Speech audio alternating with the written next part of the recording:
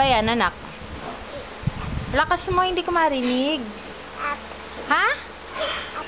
Tingin ka nga sa akin. Ano yan? Make-up. Paano ba gamitin yung make-up na yan? Ha? Paano gamitin? Oh, paano gamitin yung make-up? Oh, paano? Lalagyan nun. Tapos, kasama yung lalagyan? Oh, paano? Ayan, pati lalagyan, natanggal na. Kama makeup mo. O, paano? Tingnan ko nga. Sige nga, paano? Diyan. Tsaka saan pa? Saan? Doon. Ano tawag dyan? Ano? Ano? Hindi ko maintindihan. Ha? Ano tawag dyan? Lakas mo. Lipstick.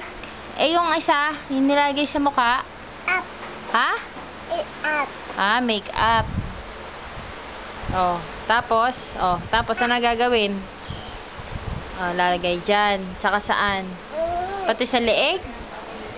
Ganun ba yun? Hindi marunong mag-makeup si mami eh. Oh, tapos?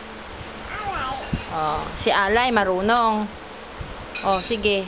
Oh, saan lalagay?